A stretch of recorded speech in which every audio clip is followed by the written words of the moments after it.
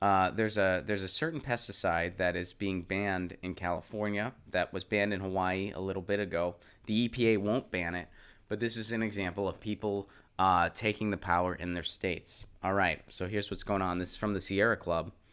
California just banned chlorpyrifos. Chlorpyrifos. I'm sure I'm mispronouncing it. Why won't the EPA? All right. So on May 8th, California Governor Gavin Newsom's administration announced plans to ban this herbicide, this pesticide, after an independent panel concluded that the pesticide is damaging to human health. The chemical belongs to a class of neurotoxins called organophosphates and was banned for indoor pest control in 2001. But 6 million pounds of it are applied annually to a wide range of crops, including oranges, alfalfa, almonds, and grapes. Another thing that was uncovered is the company Cutie. The company Cutie, they make the little orange, like tangerine orange things. I think they make tangerines and like just kind of small oranges. They were using fracking fluids to water their crops. They were using recycled fracking fluid, fracking water rather, to water their crops. All right, but back to this. So a bunch of this is being applied to oranges, alfalfa, almonds, and grapes.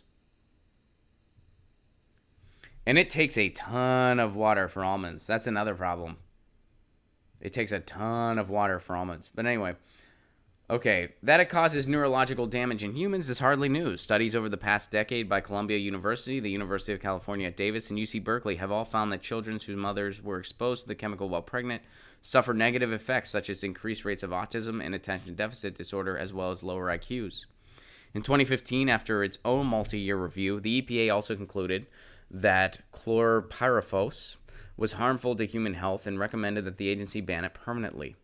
Then in March 2017, the newly appointed EPA Minister Scott Pruitt reversed the decision, claiming that the science was inconclusive. Well, who are you going to believe? A bunch of peer-reviewed science?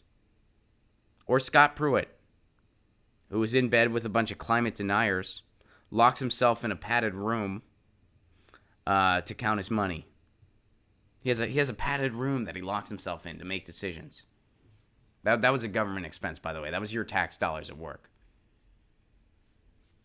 He wanted this special padded room. You gonna trust that guy, Scott Pruitt, or are you gonna trust a bunch of peer-reviewed science? This pesticide is not good.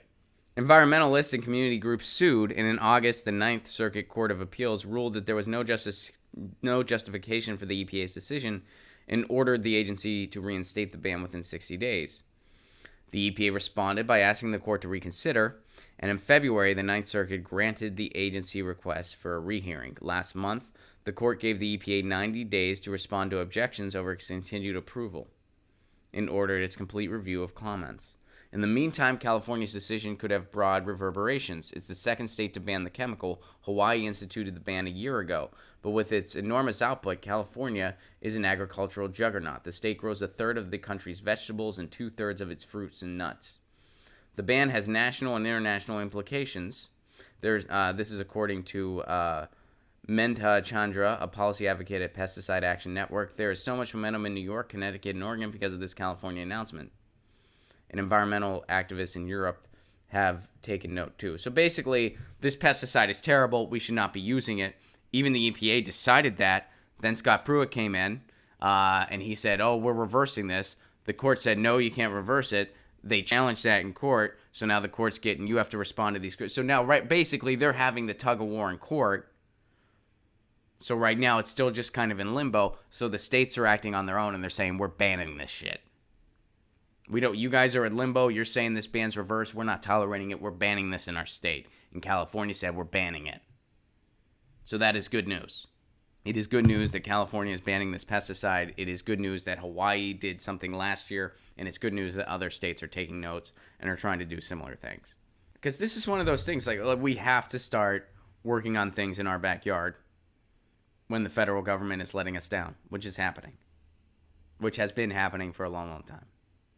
You know, there's something to be said for community involvement. Now, of course, this is at the state level. But, you know, you rally in your communities. You rally alongside your farmers. You rally alongside small farms. And you can get stuff like this done at the local and state level. So, that's one thing that we do have to be optimistic about. It's the power in our communities, the power in our neighborhoods. And I know a lot of you are working on different things to try to make your community better. I'm trying to get municipal broadband in my neighborhood. I'm still working on that. I may have some big news on that soon, actually. So hold tight there. But yeah, so good job, California. I don't get to say that too often, actually. Not when it comes to politics, anyway. But in this case, good job, California. Glad to say it. Get your news on with Ron. Don't you want to know what's going on? We're getting our news on today. Get your news on with Ron. Don't you want to know what's going on? We're getting our news on today. You can tweet me an article at Ron Placone. We'll go through it together and make